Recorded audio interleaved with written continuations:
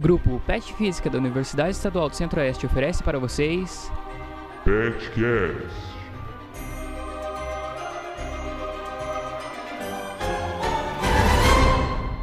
Antes de começar este episódio que está sensacional, gostaríamos de informar que o Grupo PET Física está ofertando monitorias online. Se você tiver alguma dúvida sobre física, entre em contato conosco por nossas mídias.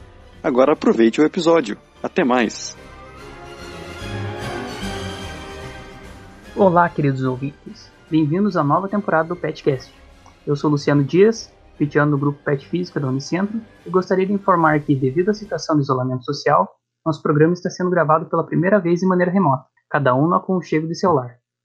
Hoje estou aqui com meus colegas, o Bruno. Deu aí, Bruno. Olá a todos. A Rafaela.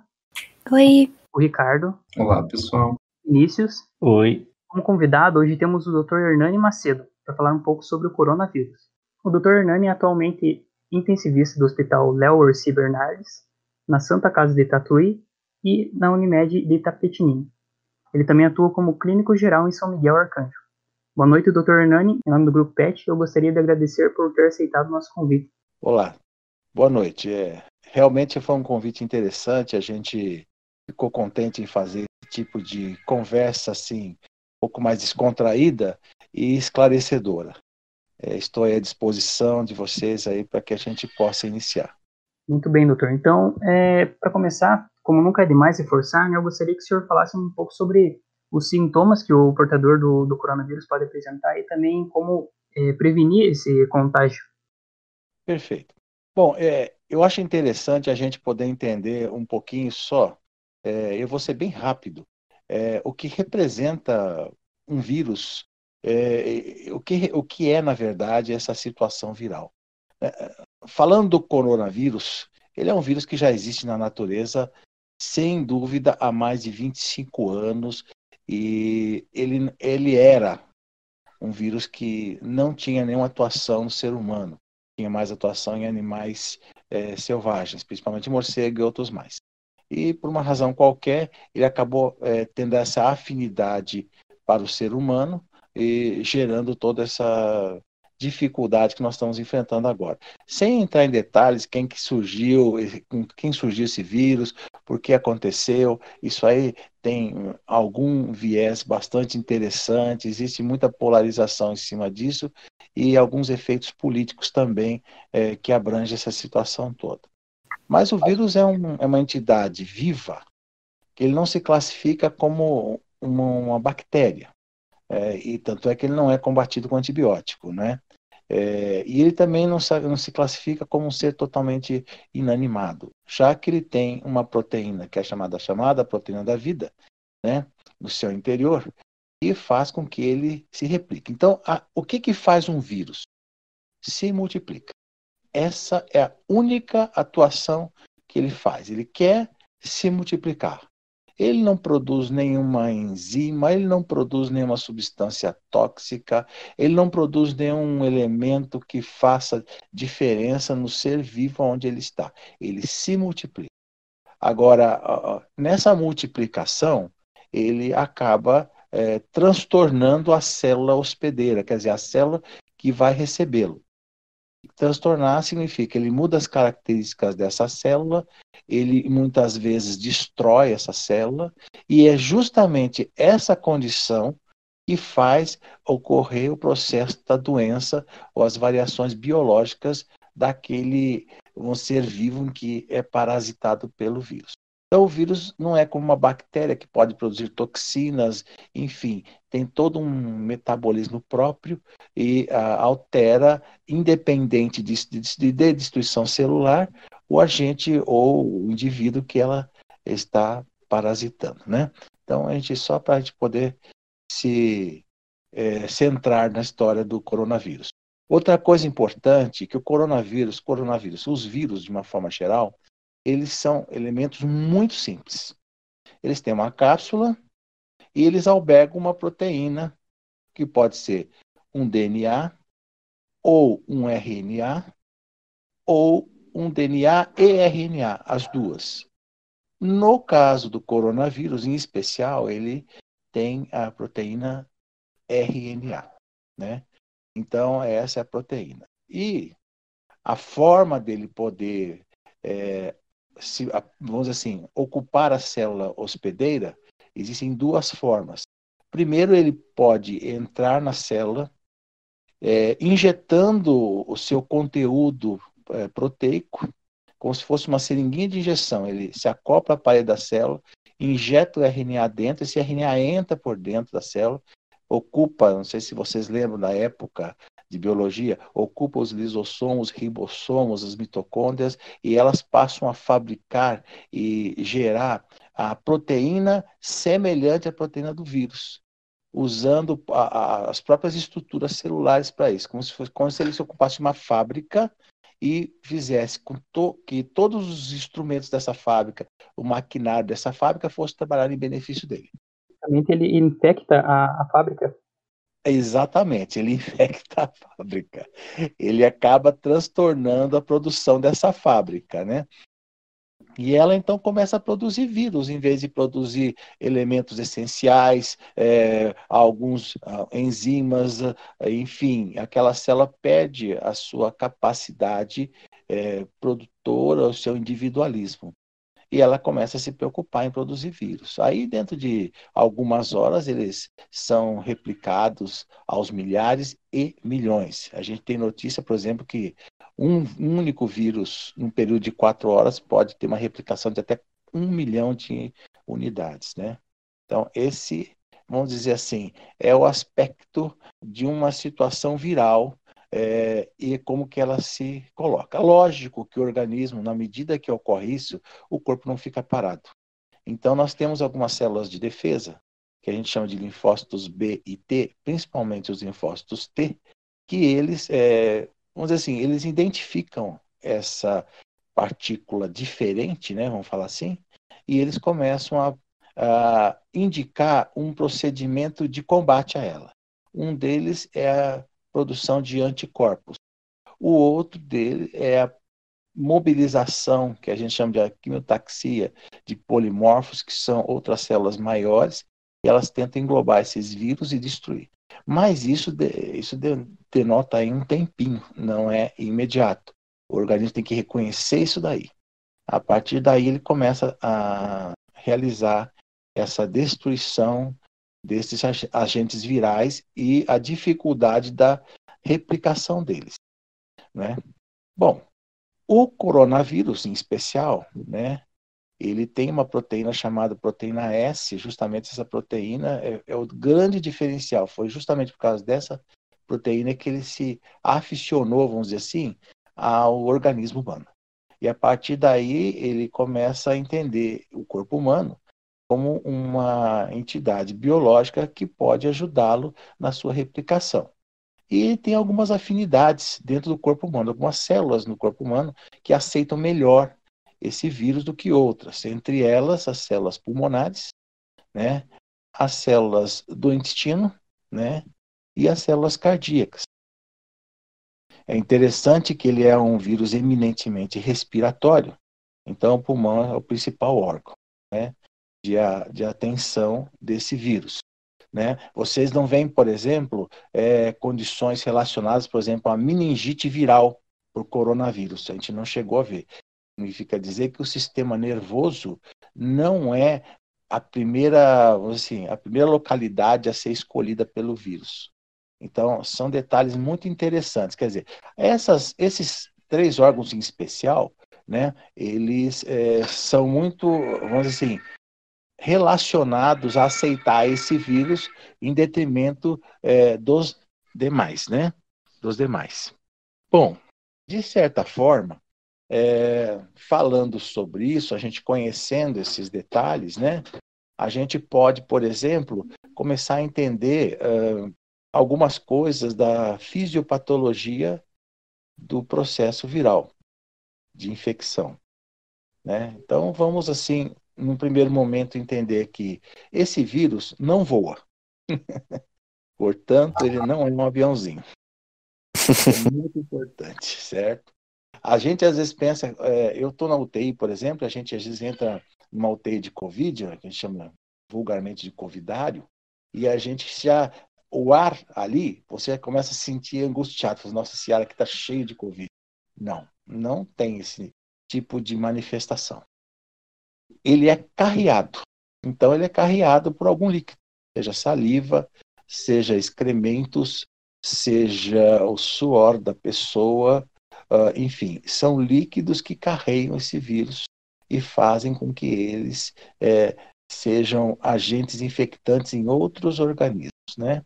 Tanto é que nas UTIs hoje a gente tem feito nos leitos, em função de algumas manobras que a gente faz com o doente, mobilizar no leito, dar o banho, e isso pode expor líquidos desses pacientes com o vírus, a gente chama de elementos sugadores de ar, é o chamado fluxo laminar de ar, que a gente vai tirando, fazendo um vácuo em cima do leito do paciente, puxando todo o ar desse paciente para exaustores, né? Então, esse é um procedimento muito comum em UTIs de nível, para que a gente consiga minimizar a infecção dos agentes de saúde, né, no caso, né? Então, assim, falando, por exemplo, da condição de transmissibilidade do vírus, ele realmente tem aí uma capacidade e a característica do coronavírus de uma alta transmissibilidade, mas é alta mesmo, né? Só que, assim, a letalidade dele não chega a ser tão brutal quanto outros vírus, como o Ebola, né? Que era um vírus que tinha uma letalidade muito maior, como a influenza A, o H1N1, que tem uma letalidade muito maior, mas tem a transmissibilidade baixa. Então, isso é um fato que chama muita atenção, né? E nessas condições você pode pegar em uma maçaneta contaminada ou num restaurante, no manuseio de algum lenço descartável que alguém também passou a mão, numa fruta que está exposta e as pessoas ficam palpando as frutas. Ali você pode, inclusive, ter alguma dificuldade e acabar carregando o germe. Só que assim, outro detalhe que a gente tem que levar em consideração é o seguinte: eu passo a mão no germe. Esse germe no caso, esse vírus, ele não entra na minha pele. Ele não tem essa capacidade. Ele não tem afinidade pela pele, não consegue passar pelas camadas da pele e atingir a epiderme, por exemplo, situações mais profundas da pele, para que ele possa gerar doença. Mas ele vai ser carreado para as vias respiratórias, ou nariz, ou boca, né? De uma certa maneira, quando você não faz a higienização depois de ter o contato. Então, aí vem o grande viés do problema. Vamos dizer, se você está num ambiente que você achou que você se contaminou por alguma razão, ou pegou em alguma coisa que eventualmente poderia ser manipulada por muitas pessoas, você usa lá o seu álcool gel ou lava com água e sabão, você já está livre daquele problema. Não é necessário você ficar tenso, nem aborrecido, nem desesperado, porque você está na rua e, eventualmente, você pegou num corrimão de um metrô, né? E, naquele momento, você já ficou sentindo que está já contaminado. Não. Essa situação só vai acontecer se você realmente carregar esse vírus para sua via respiratória, né? Então, esse é um ponto fundamental. Na medida que você inadvertidamente carrega esse vírus, até um detalhe que eu gostaria de explicar é o seguinte: se vocês também lembram da biologia, a capa protetora dos vírus, ela é uma capa que a gente chama, ela é uma mistura de proteína com lipídios. E o lipídio, a proteína é mais aqueles pontinhos salientes que o vírus tem, que é aquela coroa que ele tem, onde ele gruda na célula hospedeira. E o lipídio faz com aquele invólucro dele. Só que gordura, ele se dissolve com saponáceos, né? E com os álcoois, que eles também dissolvem gordura. Por isso que você tem essa boa resposta quando você lança a mão dessa higienização. Então, essa é uma das condições básicas da não infecção, né? Bom, enfim, quando você se infecta contra esse germe, não, esse vírus, você vai começar a ter uma trajetória, né? Essa trajetória inicialmente na parte da boca, o nariz, né? normalmente é onde se mais tem esse processo de introdução viral no organismo, ele começa a ter uma replicação básica na boca do indivíduo e ele imediatamente ele é aspirado pela própria respiração da pessoa e começa a descer pelas vias respiratórias altas, traqueia, brônquio principal, brônquio secundário e aloja em tecido pulmonar. E essa é chamada o período em que o vírus começa a ter a chamada incubação. Tem tempo para isso. Normalmente leva em torno de 3, 4 ou 5 dias numa fase inicial, até a manifestação que varia entre 10 a 14 dias.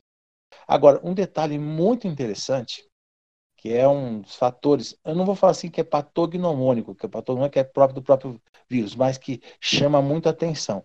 Quando ele entra na via respiratória, imediatamente ele se reproduz, ele começa a tomar conta, principalmente na parte do nariz e na boca, de células que dão a sensibilidade do cheiro e paladar.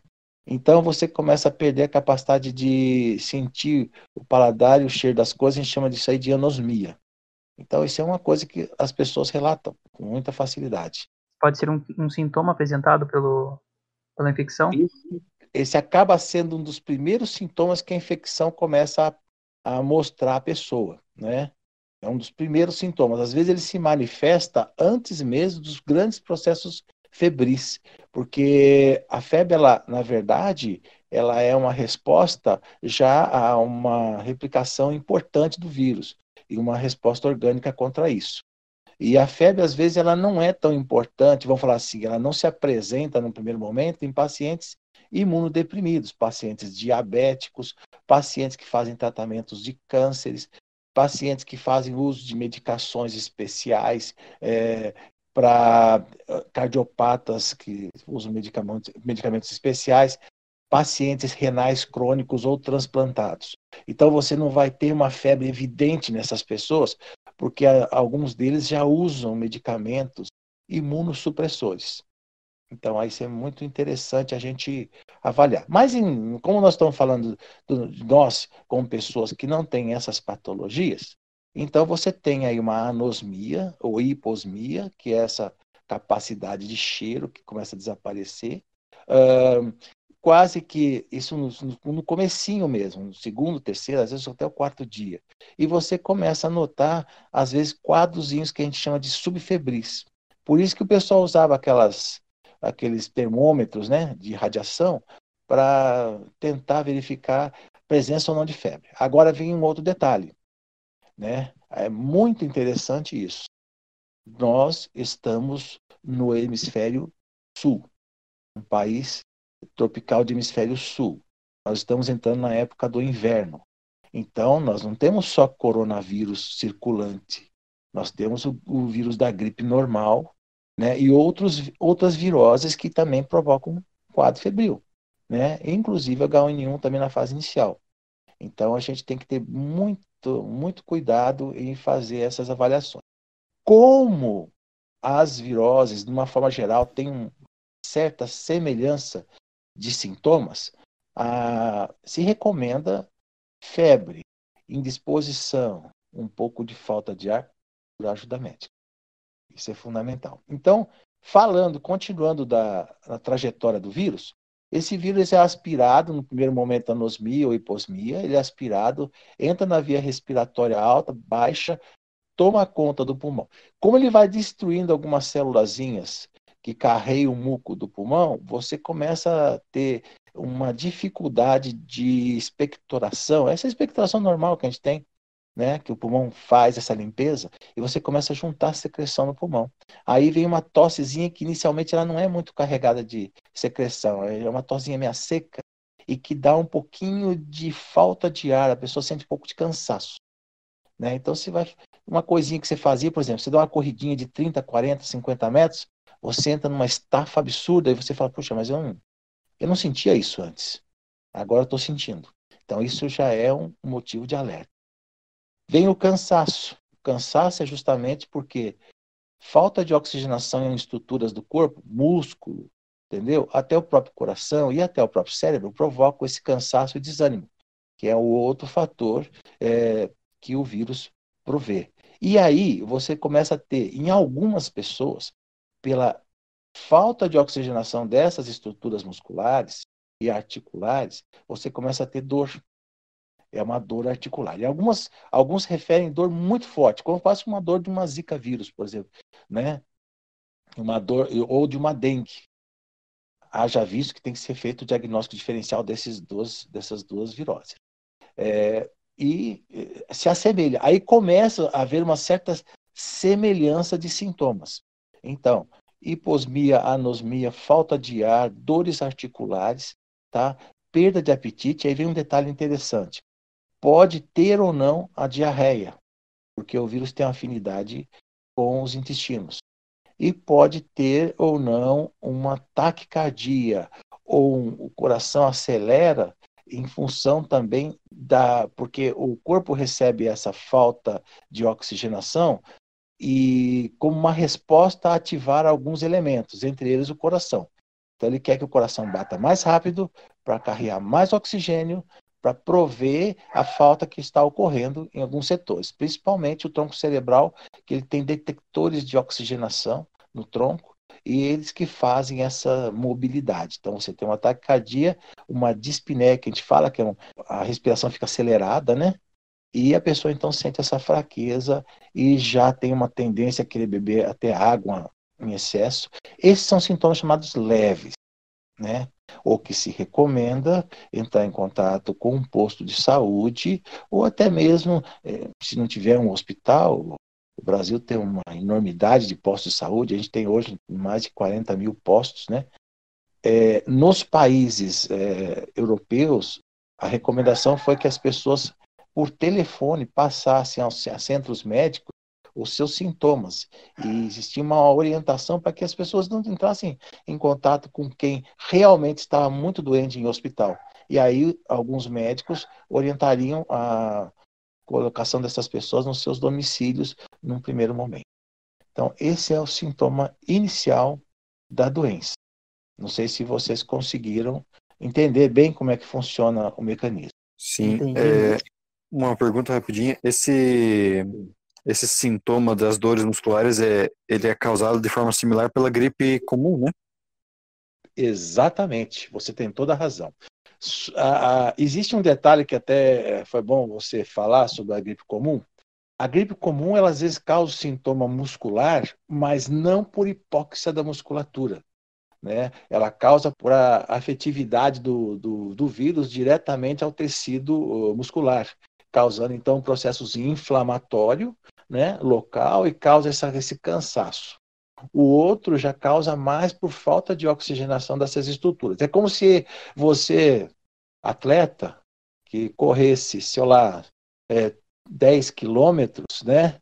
Você resolva correr 15 quilômetros, então você sente um mal-estar terrível no seu músculo. Então é baseado nisso daí. É um músculo que tem uma sobrecarga de trabalho e não consegue ter uma reposição de oxigenação.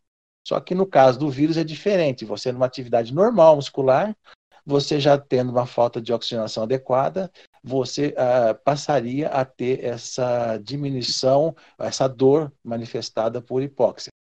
Um outro detalhe muito importante, tem estudos agora recentes feitos que mostram como se trata aí de processo de oxigenação, que o vírus poderia, isso não há ainda uma comprovação correta, que ele poderia também destruir algumas hemácias, né, que são as chamadas a hemoglobina, o grupo M da hemoglobina que carrega o oxigênio, e fazendo com que o carregamento desse O2 fosse deficitário. Então você tem um pulmão que não oxigena direito porque está com secreções, porque não são eliminadas. Você tem um sangue que não consegue capturar esse oxigênio que o pouco que o pulmão recebe, que pode ofertar, e você então tem as manifestações nos órgãos e tecidos, né? Então esse é um fato bastante interessante. A dor é a mesma, mas o mecanismo da dor muda um pouquinho. Certo, muito esclarecedor. Obrigado, doutor. Claro. E, doutor, o senhor pode nos explicar um pouquinho sobre as pessoas que não apresentam sintomas, os assintomáticos? Perfeito. Bom, muito, muito importante isso. Eu, eu, eu sou meio velhinho já, sou formado em 81, e interessante que nessa época, só para a gente ter um esclarecimento assim, começou em 86, 88, em 92, as primeiras manifestações do HIV, que era o vírus que hoje todos nós conhecemos, né? Mas que é o famoso vírus que produz a AIDS, né? A doença imunológica adquirida. E nessa época, só para um comparativo, né? Algumas pessoas passaram também a não terem a doença em detrimento de outros. Então, o que é? Isso aí é o que a gente chama de sistema imunológico primário, né? Que a pessoa tem, que ela, por uma razão natural, ela tem uma resposta altamente eficaz contra aquele vírus. Ela pode ser assintomática, por exemplo, para o vírus do coronavírus e ter a doença, ele pode combater a doença, né? Mas ela pode ser altamente sintomática, por exemplo, contra o vírus da hepatite C, né? Então, essa é uma afinidade que as pessoas têm. Isso vem mostrar que aquela frase típica e clara, que as pessoas não são iguais entre si. Nós temos um sistema orgânico que ele tem a possibilidade de desenvolver reações de combate a micro-organismos. E pessoas podem ter determinadas manifestações, principalmente de células linfócitos T, que eu tinha falado, a um tipo de organismo, né, mas não tem a outros. E aí aparecem os chamados pacientes assintomáticos. Isso não significa, foi feito vários estudos, isso não significa que a pessoa teve no passado contato com o coronavírus, depois passou no segundo contato a ser assintomático. Isso é um processo que pode ocorrer normalmente. Esses não, os chamados assintomáticos, é aqueles que nunca tiveram contato com o vírus, nunca, e o contato que eles têm com o vírus, eles prontamente aniquilam, porque eles já têm vamos dizer assim, uma resposta imunológica adquirida, tá? Específica contra a proteína S do vírus, que ele já identifica essa proteína, localiza, e nesse cenário ele passa a combater violentamente antes da replicação. Então é uma coisa que nasce com a pessoa já, pelo que eu entendi. Nasce com a pessoa. Até, por sinal, essa é a grande vantagem em dizer que as pessoas, de uma certa maneira, elas já têm certos tipos de desenvolvimento. Agora, tem uma coisa bacana a ser visto isso daí. Isso não tem ainda um estudo muito bom, mas acha-se que naquela sequência vacinal que se faz na criancinha quando é novinha, em algumas pessoas, aquela sequência vacinal lá, começa nos 2 meses de idade, vai até 1 aninho, 2 aninhos, né? Poderia-se ali estar se desenvolvendo essa resistência, vamos falar assim, indiscriminada nessa abrangência ao vírus. Isso é apenas uma hipótese. A gente sabe que aquelas vacinas da infância não protegem o coronavírus, né? Mas poderia estar ali o início dessa manifestação, vamos dizer assim, atípica de pessoas que não têm a doença. Muito interessante, doutor.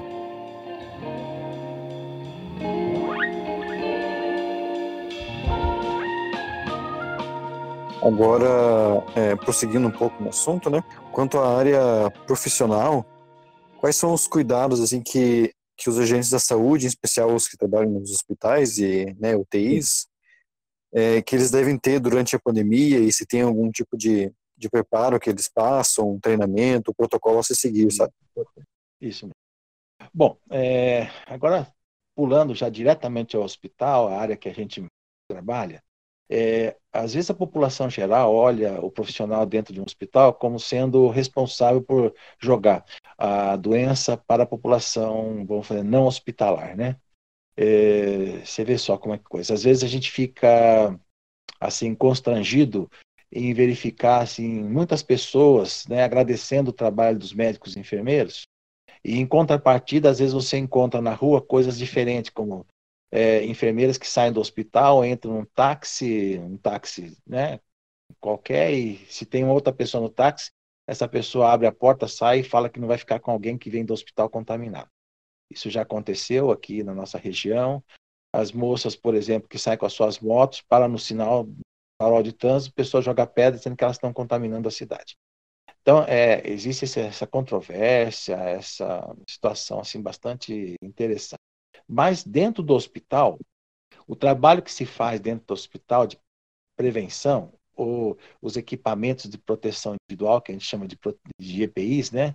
Eles já são bem eficazes para a gente poder controlar esse processo. Quando você tem, por exemplo, uma ala, que a gente fala uma ala oncovidário, que é uma ala que só tem doentes que são suspeitas de coronavírus, porque alguns já têm testes positivos, outros ainda não têm testes realizados. Ali os médicos e os enfermeiros, todos eles usam o mesmo tipo de EPI, né? Existe o chamado a vestimenta privativa do hospital, né? Existe o EPI, que consiste em um capote impermeável, né? Proteção de máscara especial. Normalmente a gente usa as máscaras que são de pequeno fluxo de ar, né? Ou dupla, vamos dizer assim, dupla filtragem, e uma máscara por cima de tudo isso, né? Que a gente chama de face shield, que é uma placa de acrílico que você coloca na sua face por cima de todas essas proteções. Um gorro, né?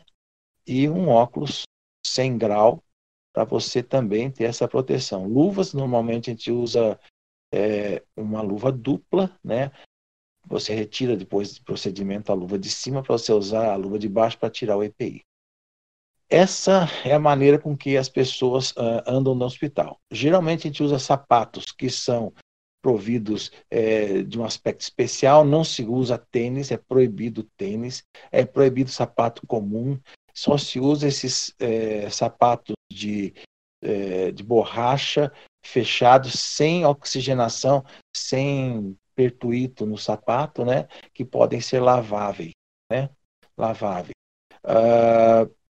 esse privativo do hospital, na medida que você acaba o seu trabalho, o seu plantão, você vai retirando um a um, usando sempre álcool gel, que na verdade você usa álcool gel para cada vez que você coloca um EPI, depois quando você vai tirar, você usa o álcool gel na retirada desses EPIs, eles são descartáveis, tá? Só a face shield que não é descartável, ela é limpa, e o óculos que algumas vezes eles são reaproveitados e são limpos, desinfectados. E você toma um banho com água e sabonete, tá? E veste a sua roupa de saída do hospital. Então, essa roupa de saída é a roupa que você usa só para chegar no hospital e que você vai usar só para sair do hospital. Esse é vamos fazer, o cuidado hospitalar com esse tipo de vírus. Normalmente, na hora do almoço, quando você vai almoçar, você faz toda essa manobra, você tira todo o EPI, você toma banho, você veste a sua roupa normal, você vai, faz uso da sua alimentação, sua refeição, torna a vestir novo EPI, né, torna a se paramentar novamente e permanece até o restante do dia de trabalho. Muito importante esse esclarecimento, doutor, para mostrar para o público, né, que realmente os agentes da saúde estão levando muito a sério e tem que levar, né, essa questão do vírus. Sim. E realmente é um processo, vamos dizer assim, numa metáfora, né, bem burocrático da retirada e o uso dos EPIs, né? Sim, exatamente. Até é interessante porque a gente tem, por exemplo, uma estimativa de perda de vidas de médicos em torno de 1 a 2 médicos por dia no Brasil, infelizmente. Mas a gente percebe que dentre os médicos que estão mais contaminados, por incrível que pareça, foram aqueles que permaneceram com seus consultórios abertos em trabalho durante a quarentena aí da corona. Bem, no começo da quarentena, muita pessoa ficou desesperada e começou a comprar um monte de álcool em gel, um monte de máscara, Não tá tendo falta de nenhum equipamento no hospital? Como que tá sendo? Pergunta bastante pertinente.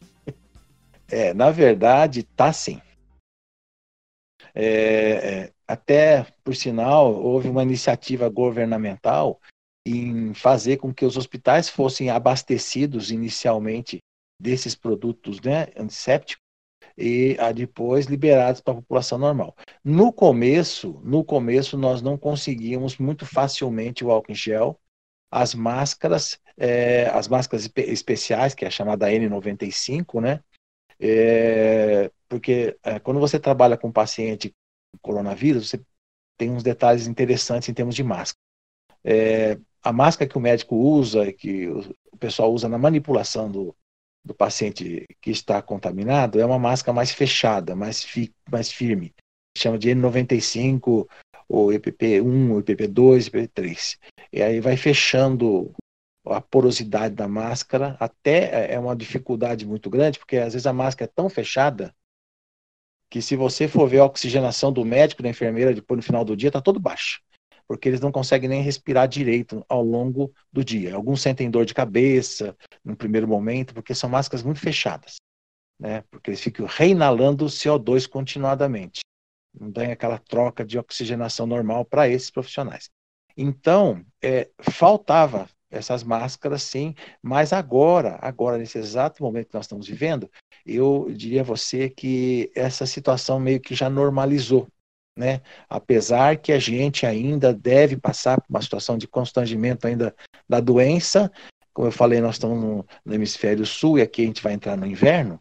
O inverno ele é provedor de um monte de viroses, inclusive até o fato de você ter que espalhar mais o coronavírus, infelizmente. Então, hoje não, eu diria assim, os materiais antissépticos não estão faltando, mas em alguns hospitais a gente ainda nota a dificuldade dos EPIs, que são esses capotes impermeáveis, descartáveis, as face shields, que são essas máscaras de acrílico, né? Alguns óculos protetores, a gente tem uma certa dificuldade, né? Aqui em Itapetininga, não é um exemplo de cidade, vamos dizer assim, dentro do Brasil, mas nós temos hoje uma normalização em função do fato de que a prefeitura procurou se dedicar especificamente a esse cuidado nos 2 hospitais que nós temos por aqui, e houve então uma certa atenção, né? Mas nós sabemos que em outras localidades a gente já não tem essa situação tão simples assim. Que bom que teve essa conscientização, né? Sim, sem dúvida, sem dúvida. Aí, detalhe importante, o poder público ele é muito salutar e importante nessa condição, porque apesar de que os políticos, vamos ser assim, eu sou sincero em falar, não entendem nada do que diz respeito a médico, mas aqueles políticos que são sensíveis aos problemas da população, eles começam a ter assim as suas mobilizações, no sentido de, observando algumas orientações, já partir para as ações de saúde imediatamente, sem esperar, sem ver se vai dar uma piora no município, sem reclassificar o número de pacientes que aumentou dia a dia. Quer dizer, a pessoa já toma iniciativa e já tem, obviamente, uma resposta boa. Infelizmente, o Brasil ele não teve essa iniciativa área e a situação nossa se estendeu um pouquinho além do que se imaginava, né? Em função aí de se saber que a virose já vinha acometendo o mundo já a partir de janeiro, e veio o primeiro italiano, né? A gente falava, até brincava que no começo o coronavírus era doença de rico, porque só aqueles que ficavam em países estrangeiros que vinham com a doença, né? Os que estavam aqui, nativos, não tinham essa doença, né? O carnaval já é sabido que foi o grande dissipador da doença, sem sombra de dúvida, e nós acabamos então postergando um pouquinho esses cuidados. No entanto, agora a gente já sabe que a nossa curva de atuação da doença, ela está chegando, ela não chegou no pico máximo ainda. Nós não temos ainda o pico máximo da atuação na população geral, mas nós percebemos já que está havendo uma certa estabilidade. Daí, às vezes, uma tentativa de flexibilização dos isolamentos. né? A política de isolamento, não isolamento, é uma política meio difícil da gente contrapor, né? É um negócio complicado. Se a gente for analisar assim, do ponto de vista médico, eu diria para vocês assim, todo mundo afastado um do outro, em suas casas e tal. Mas do ponto de vista econômico, de manutenção, de sobrevivência, né, econômica, então a gente já fica preocupado que seria o contrário. Então aí tem que ser feito um estudo muito importante em fazer o quê? Primeiro, dar atenção à pessoa que está doente. Segundo, prover uma vacina adequada para aqueles que não estão doentes, desenvolver mecanismos de defesa.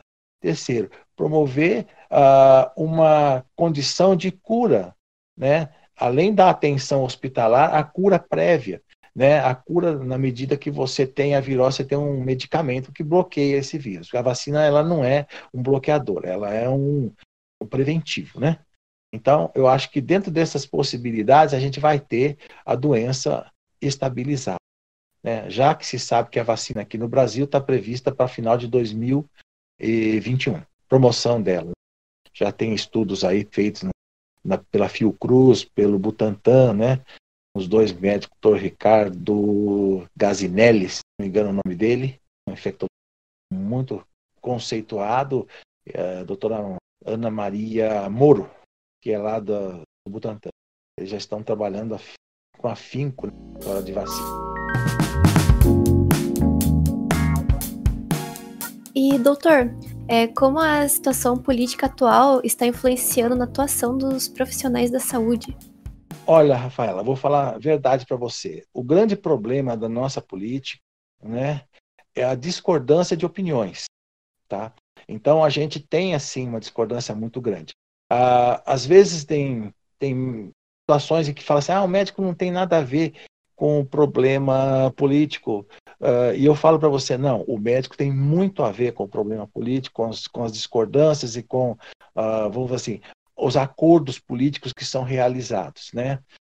Na verdade, a gente sente dois problemas assim. Você tem um doente que ele é acometido pelo coronavírus e esse doente pode ir para um hospital, é uma roleta russa. Ele pode ter os sintomas leves, como ele pode ter um sintoma forte, violento e fatal.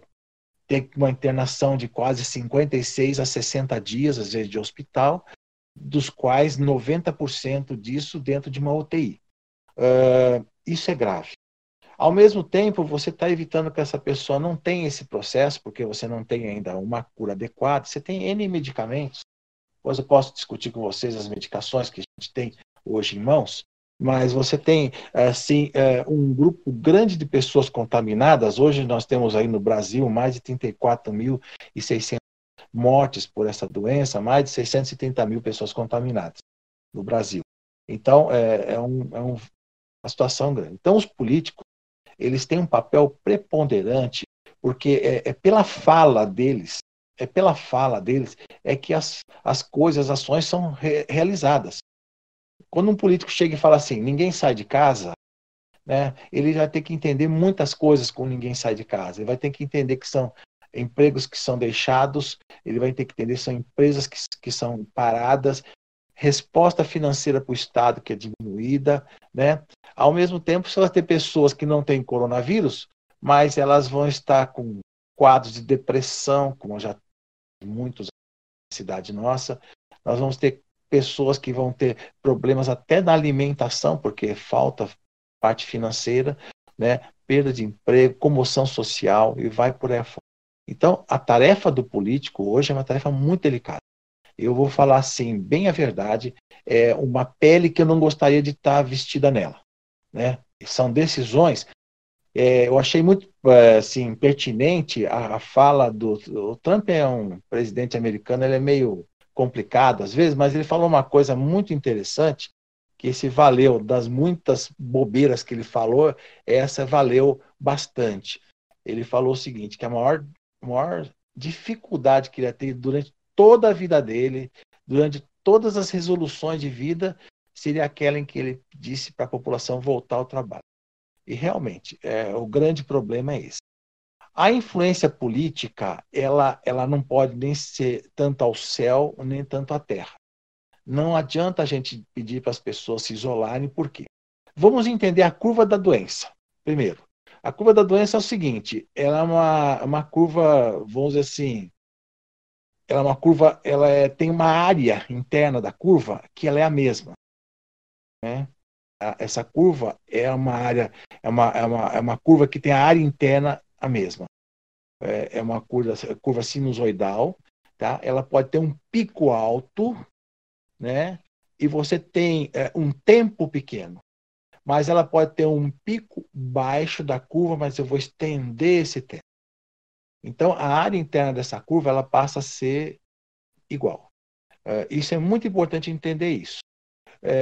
Quanto mais pessoas se contaminam, menos tempo a doença vai permanecer na população geral. Quanto menos pessoas se contaminam, mais tempo a doença vai permanecer, porque a doença vai ter essa replicação sem discutir. O porquê do chamado achatamento de curva, que às vezes as pessoas se referem, é para que dê tempo aos sistemas de saúde se prepararem para atender essas pessoas. Então, somente isso. Então, a gente teria que ter, os governantes, os políticos, eles têm que ter uma sensibilidade para entender o quê? Principalmente, no caso de você ter cidades, entidades, em que essa curva ela tem já uma manifestação mais suave, essa flexibilidade. Porque, na verdade, pegar a doença, as pessoas vão ter essa doença. E o que nós estamos tentando minimizar é através de tratamento, que a gente conhece, através de algumas coisas que já estão saindo, por isso a gente está segurando um pouco. Do ponto de vista médico é segurar, do ponto de vista econômico eu já tenho que dar uma certa atenção, porque senão você também mata a população em outras circunstâncias.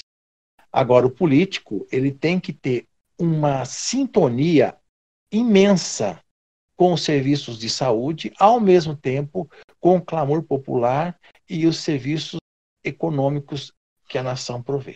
Eu acho que o político hoje, ele na verdade, ele deve ser uma pessoa genial, a ponto de determinar ações extremamente, vamos dizer, corretas e adequadas na evolução dessa problemática.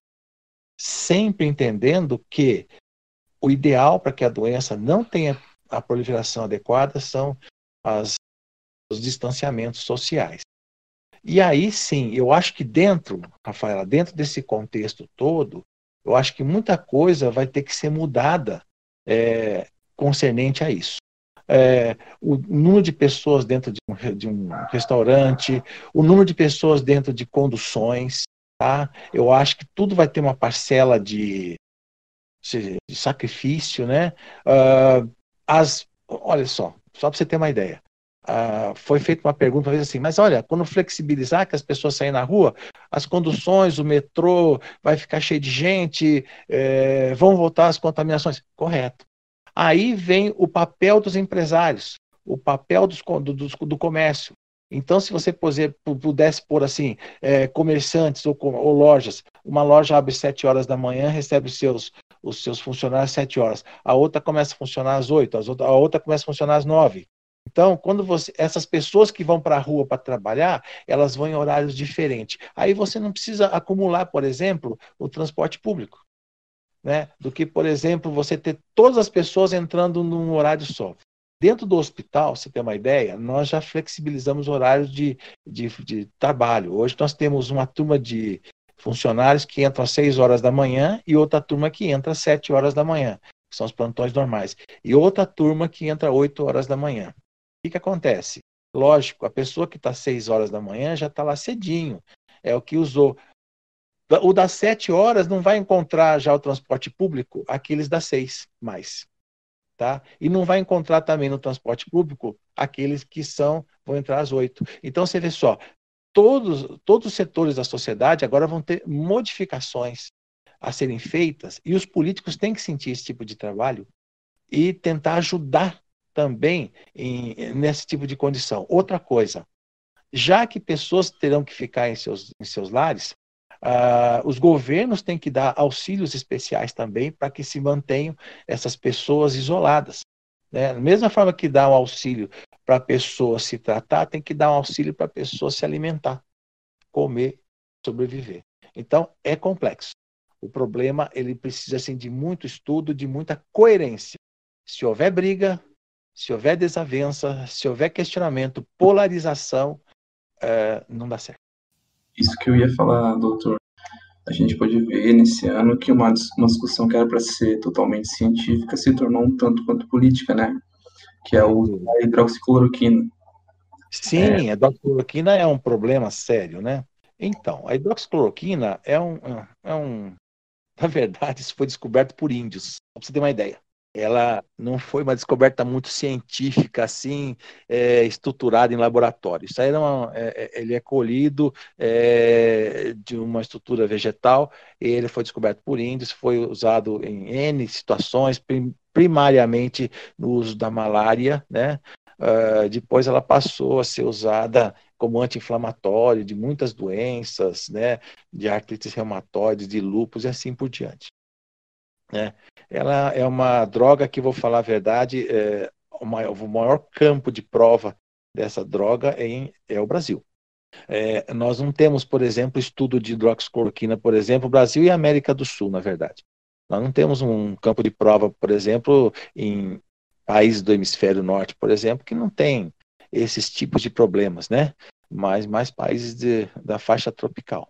Ela tem trabalhos de experimentação que mostram que ela teria ela não atua no vírus especificamente, mas ela diminui o processo inflamatório que o vírus provoca e com isso ela dificulta a parasitagem do vírus na célula hospedeira. Então esse é o trabalho que a hidroxicloroquina faz. Assim, isso não está muito bem definido porque se trata de uma doença nova, se trata de medicamentos que são novos, né, e testes novos, mas a hidroxicloroquina tanto a hidroxicloroquina como a difosfato de cloroquina, que são a mesma coisa, né, são drogas um pouquinho assim, variam só o percentual de miligramagem, eles têm esse tipo de proposta. O que se nota é que as pessoas que usam ou usaram a medicação precocemente, praticamente não manifestaram a doença, né? Por quê? Porque os processos inflamatórios, que são aqueles processos que realmente matam o indivíduo, no caso, a hidroxicloroquina, ela cerceou, né? Aí, a associação com a azitromicina se transformou num trabalho muito bom. A hidroxicloroquina, como qualquer outra medicação que existe, ela tem inúmeros problemas e efeitos colaterais. Né? Se vocês forem aí, as mulheres, por exemplo, se forem pegar uma bula de um anticoncepcional, é um livro a bula, né? Vocês vão ver tudo quanto é coisa ruim. No entanto, as pessoas usam sem grandes problemas. A hidroxicloroquina também tem seus revés. No entanto, a nossa experiência com hidroxicloroquina aqui não é tão difícil assim. Nós seguimos o protocolo do Conselho Regional de Medicina e da AMIB, que é a Associação Médica de Terapia Intensiva, e também dos dois hospitais que nós temos aqui em São Paulo, que é o Albert Einstein e o Sírio-Libanês. Os dois trabalham com esse medicamento e, lógico, com permissão dos familiares, né? Eles ofertam essa medicação, mostrando que ela poderá ter seus efeitos colaterais, e na medida que tiver alguma alteração, né? Seja uma taquicardia, seja uma alteração de sangramento, ou, enfim, qualquer outro efeito colateral que seja mais grave, né? Eles suspendem a medicação. O que eu percebi é que não houve, pelo menos na nossa experiência aqui, não houve efeitos colaterais tão importantes assim, né? Agora, a hidroxicloroquina dada na doença em estado, quer dizer, na vigência do camarada está na UTI, entubado, ventilação mecânica, entendeu? Num quadro grave de SARA, que é uma insuficiência de angústia respiratória aguda do adulto, né? Ele não tem um efeito bom, não ajuda. Ela ajudaria realmente nos primeiros sintomas, né? E na fase bastante inicial, e aí a gente vê que ela aborta o desenvolvimento da doença. E existe algum outro medicamento que se compara ao uso da hidroxicloroquina? Então, nós temos aí os antirretrovirais, né? Tem vários aí, né? Lopinavir, o que se usa mais é a Remdesivir, né? Remdesivir tem se usado bastante. São medicamentos caros, né? O pessoal agora está usando muito o Atazanavir também, que pode ter uma ajuda importante.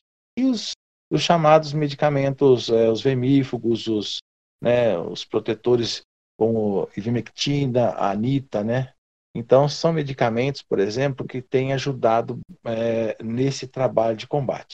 Agora, quando você tem a doença em estado, quer dizer, naquela fase grave, então se usa, pelo menos na fase de insuficiência respiratória importante, o corticoide. Se corticoide já é o contrário, por exemplo, da hidroxicloroquina.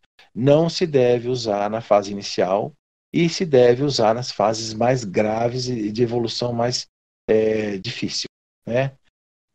Assim como os anticoagulantes, como a heparina também, que se usa normalmente em pacientes que estão sob ventilação mecânica, já que o coronavírus ele promove microembolias no sangue, fazendo com que dificulte mais ainda a oxigenação dos tecidos. Aí você usa os anticoagulantes para promover esse tipo de controle.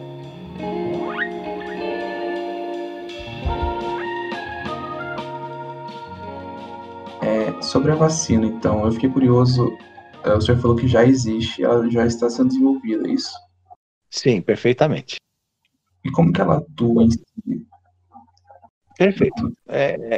Isso é uma situação que acho que todo mundo deve ter uma ideia muito boa sobre a vacina. A gente tem a vacina, na verdade, você tem 2 tipos de vacinação para uma pessoa, só para a gente poder se situar. Você tem uma vacina que a gente chama ativa e uma vacinação passiva. Aí você fala assim, mas constado de vacina? Sim. Passiva. Passiva é quando você carrega todos os anticorpos necessários que a pessoa precisa para combater a doença. Ativa é quando você promove a formação desses anticorpos na própria pessoa. O que é uma passiva, por exemplo? É você pegar um soro, por exemplo, o soro de um paciente que já teve coronavírus, fazer um controle laboratorial adequado, refinar esse soro e injetar na pessoa que está doente.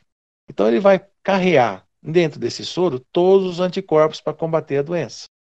Isso a gente chama de passivo. Você já dá para a pessoa prontinho, mastigado aquilo que ele precisa para a utilização. Ativo é aquele que vai promover. Na vacinação ativa, é essa justamente que está sendo elaborada. Por quê? Porque na ativa ela promove uma proteção de muito tempo. A passiva não. A passiva é só imediata. Por exemplo, você dá aquele soro para a pessoa pode se ver livre da doença, mas se daqui um mês e pouco, ela tiver outro contato, enfim, ela pode vir a ter a doença novamente. Porque na passiva você tem uma grande dificuldade. Você promove a melhora da pessoa, mas não dá tempo para o organismo a resposta própria para desenvolver anticorpos próprios. Não sei se você conseguiu entender bem essa situação. Você promove, sei lá, dá todos os anticorpos para matar o vírus, mas ao mesmo tempo você não deixa com que o corpo reaja para fazer o seu próprio sistema de proteção, né? Na ativa, você faz exatamente isso. Você estimula isso com um agente infeccioso semelhante ao vírus, mas que dá uma resposta próxima a isso. Então, como é que é feito? Nos Estados Unidos, né, tem um laboratório chamado Moderna, um grupo chamado Moderna nos Estados Unidos, que está promovendo esse tipo de vacinação. O que eles pegam? Eles pegam o RNA, quer dizer, aquele miolinho do vírus, aquele que seria o replicador viral. Eles pegam aquele miolinho do vírus, tiram a cápsula do vírus e fazem uma pesquisa. Primeiro injetam aquele miolinho em animaizinhos de cobaia de laboratório, né? Pequenininhos, né? Depois eles veem a resposta, submete aquele animalzinho depois a uma avaliação de anticorpos, submete esse bichinho a outra infecção pelo corona e verifica como é que vai ser a carga viral. Dando certo, eles injetam essa situaçãozinha em animais de grande porte. E o terceiro, então, é feito o controle em anima nobile, que a gente chama, que é no ser humano, né? Bom, em seres humanos voluntários. É assim que funciona a história da vacinação. Então, nos Estados Unidos, eles usam o RNA viral mensageiro, que promove só uma resposta, mas ele não tem a capacidade de formar novos vírus. É mais ou menos esse o trabalho. Na Inglaterra, e na Europa também, está se produzindo uma vacina que é um pouquinho diferente.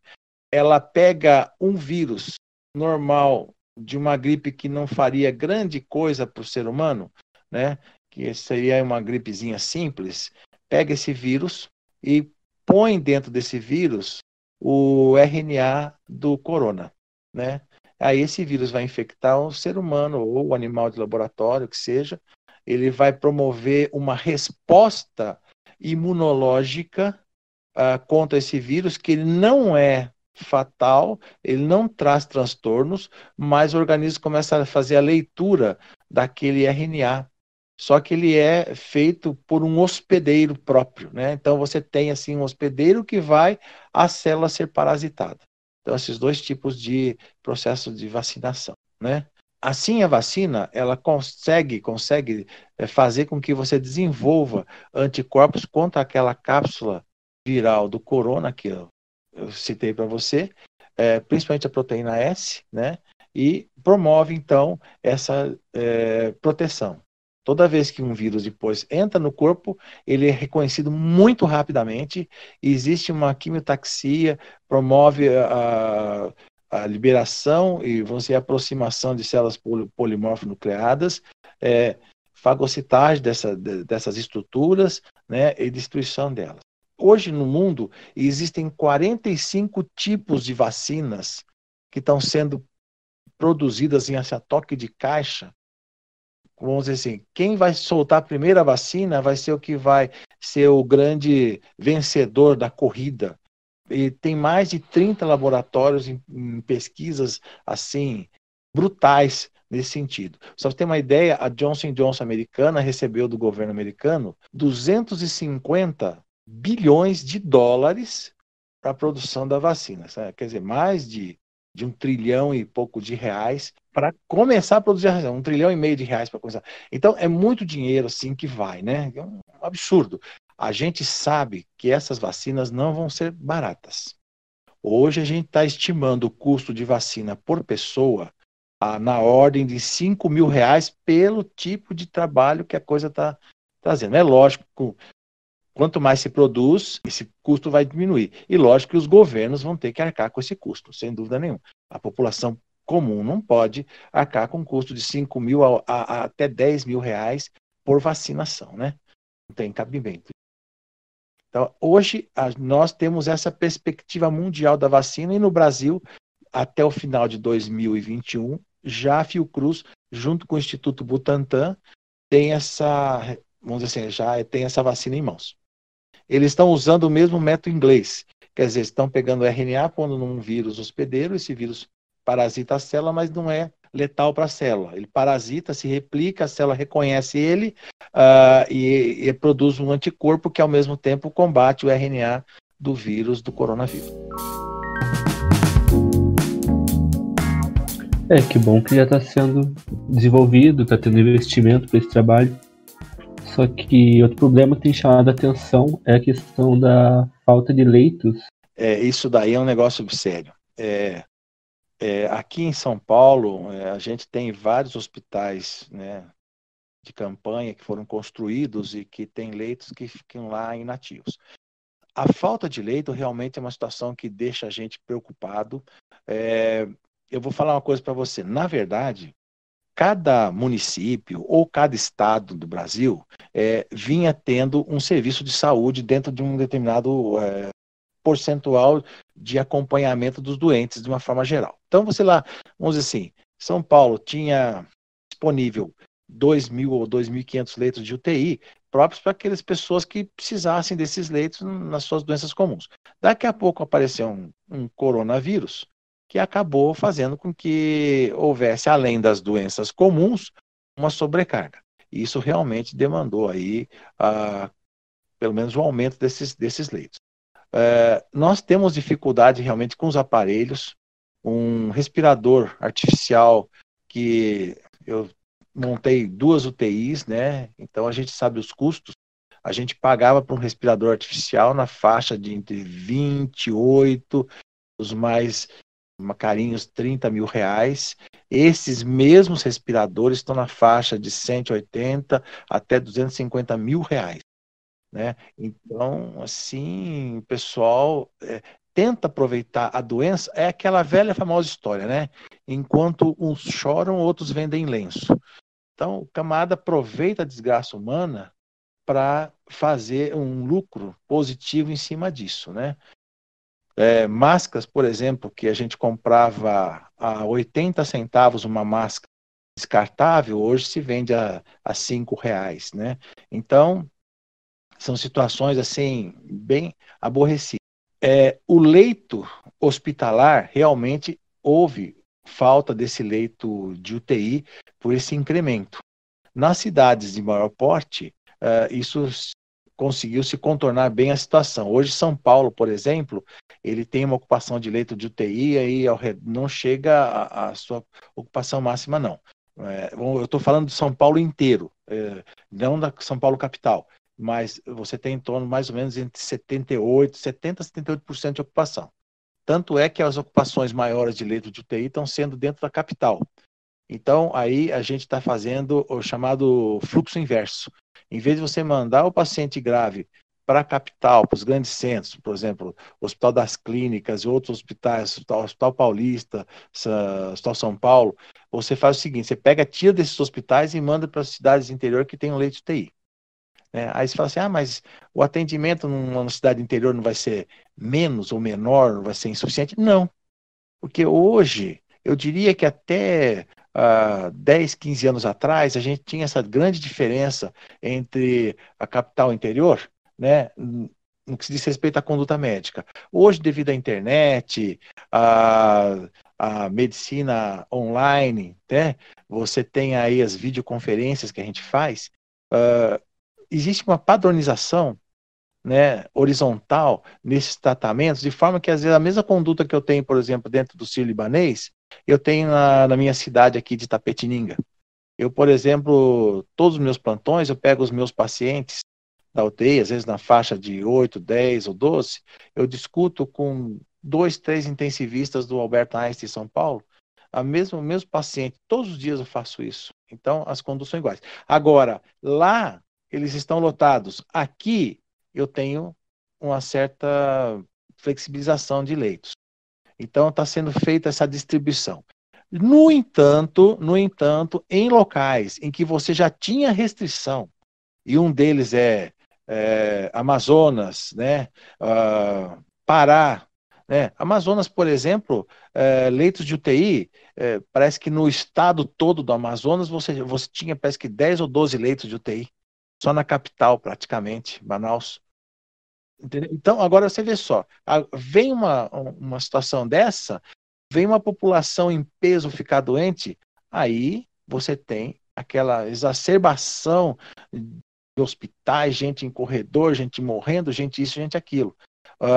Respirador que é usado para 2, 3, 4 pessoas ao mesmo tempo. Então, o nosso problema foi o seguinte, a doença não deu tempo de preparar os locais para isso. E os governos, em contrapartida, não deram muita importância a locais distantes. Por exemplo, estado da Amazônia. Alguém vai ficar preocupando que índio vai precisar de UTI? Não vai. Só que agora está precisando, né? Porque então as comunidades indígenas, por exemplo, tinham pouco acesso à hospitalização, eles se tratavam dentro da própria condição deles.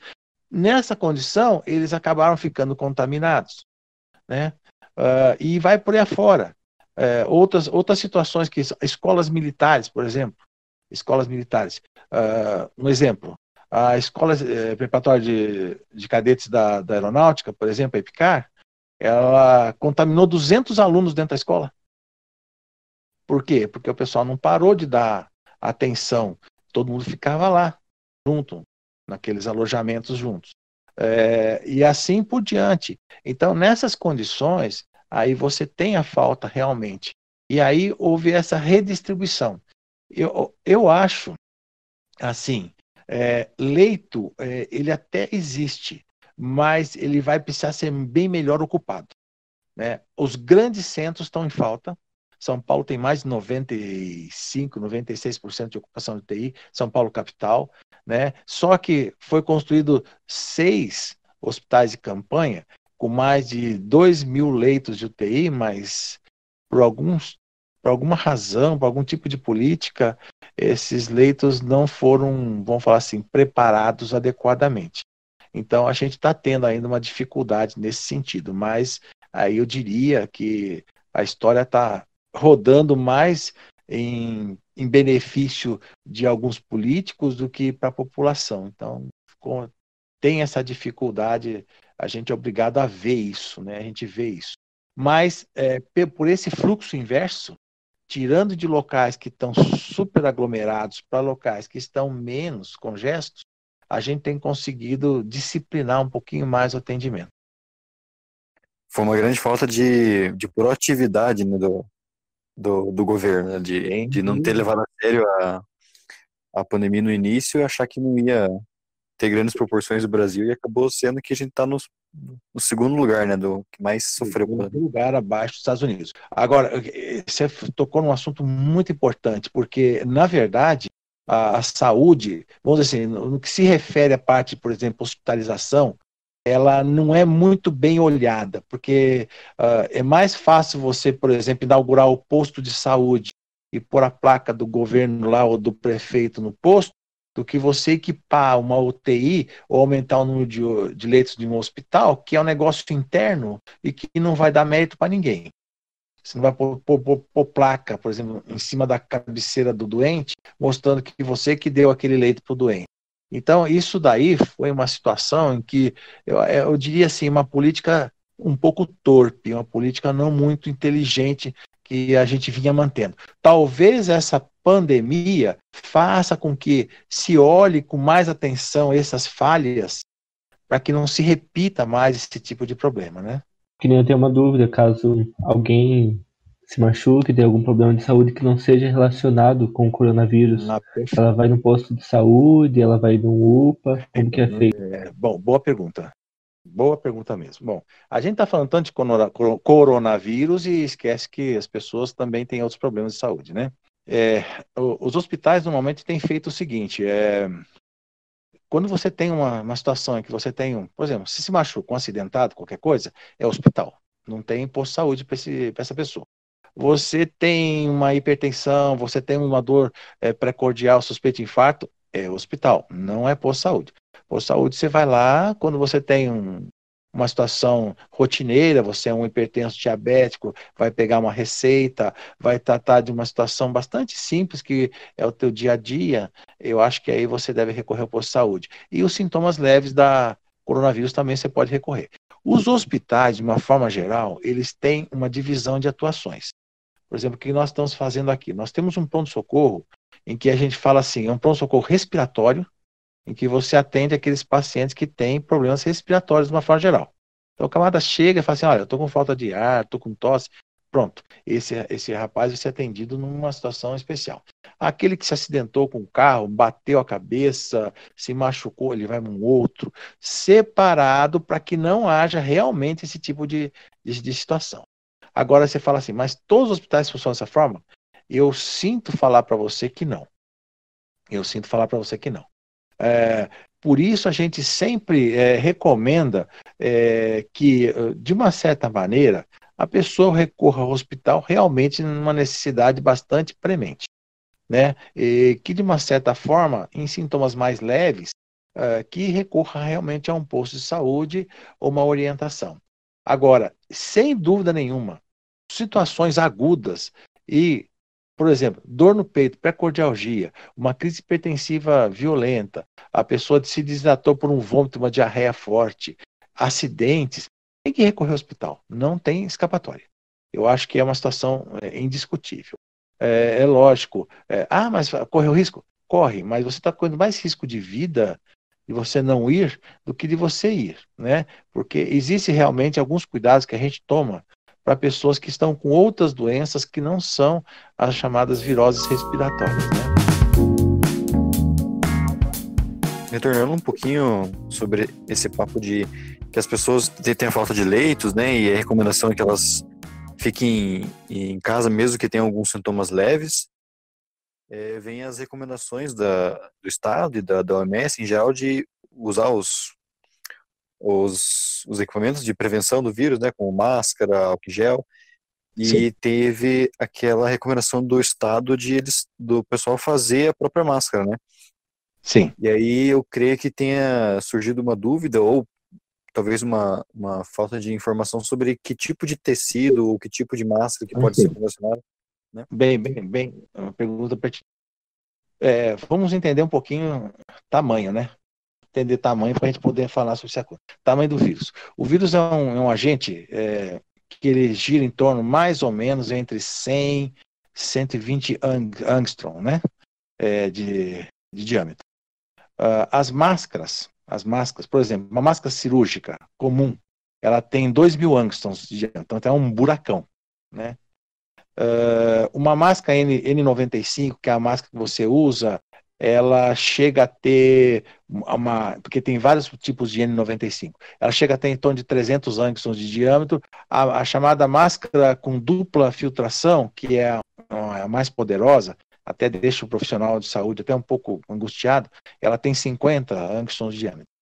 Mas o problema da máscara não é se o vírus vai passar pelo paninho dela ou não. O problema é você não jogar diretamente no ar aquele fluxo de saliva viral, né, numa posição em que às vezes ele pode percorrer no ar livre mais de 2 metros, até 3 metros. Tem casos que você já se percebeu num espirro sem máscara, até 5 metros de distância, sem máscara. Né? Com a máscara, por mais, você assim, você é uma máscara cirúrgica com 2.000 angstroms, bem abertinha, você consegue no máximo 50 centímetros, né? Então, a máscara, ela realmente, ela evita um pouco espargir o vírus dessa maneira. Tem um estudo que foi feito, é o seguinte: se você tem 2 pessoas sem máscara, né, conversando um perto do outro, e um tem a virose e o outro não tem, a chance do que não tem virose pegar a virose chega ao redor de 85% a 90%. Se o que não tem virose tem máscara e o outro não tem máscara, chega a chance de pegar a virose, cai aí aos seus 30% a 35%. Quer dizer, a pessoa tem a máscara, mas não tem a doença, e o outro não tem máscara e tem a doença. Se o outro tem a máscara com a doença e ele não tem a máscara, cai até a 15%. Se os dois têm a máscara, independente de qualquer coisa, a chance da doença cai em torno de 7,5%, entre 5% a 7,5%. Então, na verdade, a ideia da máscara é justamente diminuir esse spray viral, sabe? Não é impedir. Impedir você não consegue pela própria manifestação. Então, as massas de tecido, por exemplo, que a gente recomenda para que a pessoa não gaste muito, que podem ser reaproveitadas, lavadas e assim por diante, a gente sempre recomenda de tecidos assim, mais de algodão, não tão finos, e em dupla camada de tecido. Nunca em camada simples de tecido, né? Com dupla camada de tecido. Você tem uma proteção praticamente, que a gente fala assim, ideal para o dia a dia, né? Desde que todos tenham essa máscara, né? O importante é todos terem máscara, não só quem está doente ou quem não está doente, que daí você vai ter as dificuldades, né, nesse sentido. Então esse é o ponto do processo da máscara. Tecidos geralmente de algodão, geralmente de duplos, não simples, e eles promovem esse tipo de situação, né? Os chamados tecidos não tecidos, não sei se vocês têm ideia desse tipo de tecido, ele é feito de derivado de petróleo, ele não é trançado, ele é aglutinado uma fibra sobre a outra. Esses são os que a gente considera mais eficazes, né? Também duplos, todos eles duplos. Muito importante, então, esclarecimento. Obrigado, doutor. Eu achava que tinha a ver só com o tamanho do vírus, né? Eu já estava preocupado, assim, que não é qualquer tecido que dá para usar. Sim, né? exatamente. E não é mesmo, né? Mas tem um range muito maior de possibilidades para usar, né? Não é limitado só pelo tamanho do vírus. Não, a ideia básica não é você bloquear o vírus pela máscara. Isso você não vai conseguir fazer. A não ser que você tenha uma máscara especial que a gente usa com dupla filtragem, que você bloqueia mesmo. Mas isso ninguém vai sair. Eu vou falar para você que máscara que é. É aquela máscara que o pessoal que aparece nos filmes, que é aquelas máscaras de gás, sabe?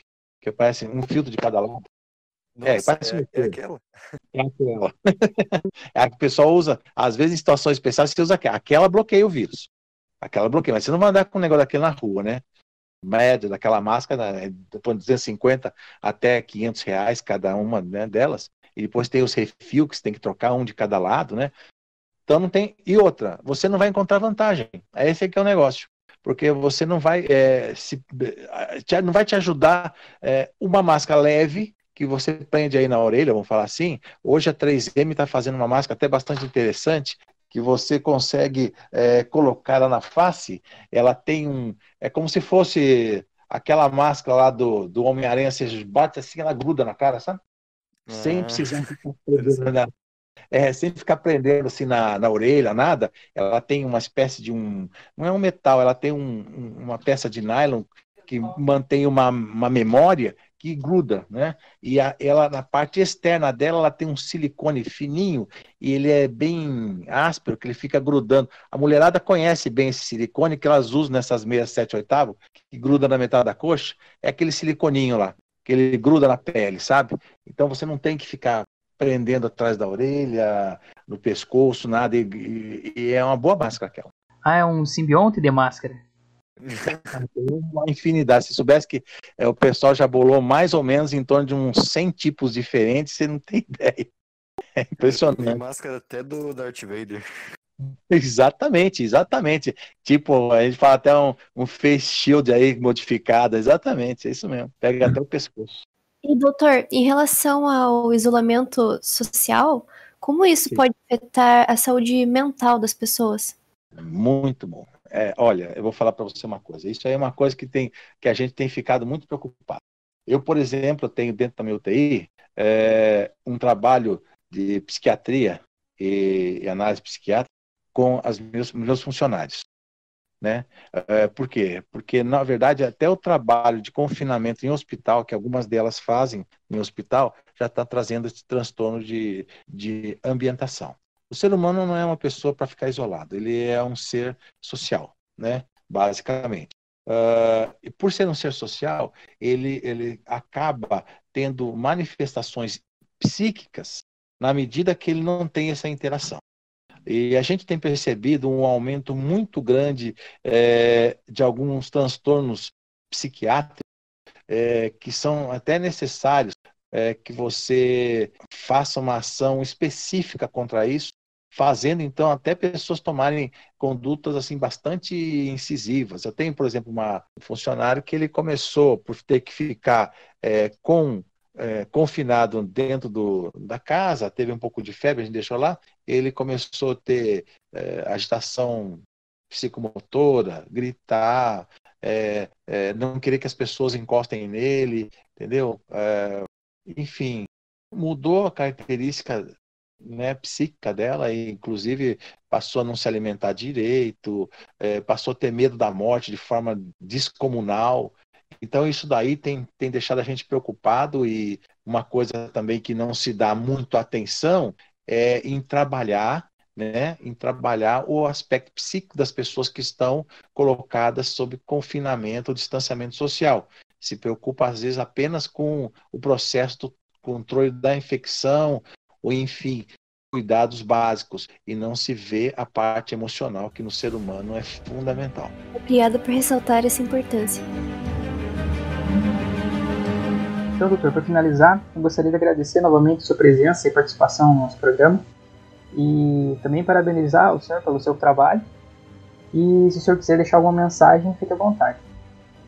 Perfeito. Não, o que eu gostaria só de deixar bem claro, em primeiro lugar, a vida é o bem mais precioso que nós temos, né? Então, eu acho que, baseado nisso, tudo que nós pudermos fazer para proteger as pessoas, fazer com que essas pessoas tenham, pelo menos, uma qualidade de vida minimamente adequada, eu acho que esse é a principal função que todos nós temos nesse mundo.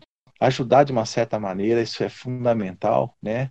E a gente fazer com que se conheça mais do que acontece, né? Do que nós somos. E eu diria mais uma coisa, olha, a fragilidade que o nosso corpo tem em função, às vezes, de um agente infectante é muito grande. Então, situações assim de cuidados pessoais, né, são muito importantes. A gente tem percebido que, por exemplo, pacientes que são pegos por essa contaminação e que já têm doenças prévias, normalmente essas doenças são exacerbadas e as pessoas às vezes vêm a ter óbito pelas complicações das doenças prévias. Um exemplo disso. A pessoa é fumante, fuma a vida inteira, tem um enfisema pulmonar crônico, às vezes até jovem. Quando ele tem a doença, primeira coisa, aquele pulmão que já tem um certo grau de fibrose pulmonar é o primeiro que vai ter problemas, a pessoa às vezes tem um desfecho fatal, né? Então, eu falo assim, dá atenção para o corpo, promover a saúde, promover os cuidados alimentares, tanto o descanso quanto o lazer, enfim, observar para si próprio a importância que existe tanto você quanto aquelas pessoas que estão em volta de você. Porque não importa só você ser saudável, você também promover que as pessoas que estão em volta de você sejam saudáveis, né? Tem uma situação muito interessante, diz que um produtor de milho, que tinha uma produção de milho absurda, ele produzia mais que todos os outros que estavam ao redor dele, das outras fazendas, né? Aí chegaram para ele e falaram assim, qual que é o segredo da sua produção ser maior do que a dos outros que estão ao redor de você? Ele falou assim, o segredo é que eu ensino para os outros como que eu faço o meu plantio e dou para ele a semente que eu uso para o meu plantio. Eu falei assim, mas que absurdo, mas isso aí não vai promover concorrência? Você não vai, os outros vão ter concorrência? Eu falei, não, eu vou ter a garantia de que quem está em volta de mim é saudável. Aí a minha produção é cada vez melhor. Então, assim, a gente promove tanto o cuidado conosco como com o nosso próximo.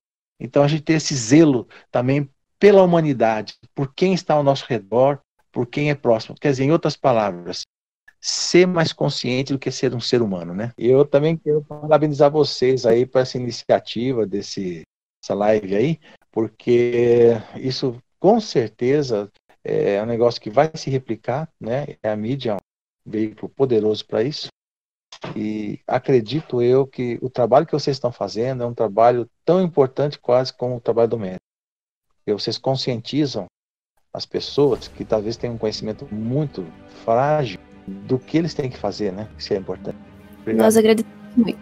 Eu aprendi muita coisa hoje. Eu também. Opa, muito bom. Fico contente. Finalidade é. Até a data da edição desse podcast, foram confirmados 955.377 casos e 45.510 mortes por coronavírus. Fique em casa se possível, e se não puder, respeite as orientações de segurança da Organização Mundial da Saúde. Aqui é Luciano Dias, mediador e editor do PetCast. Muito obrigado.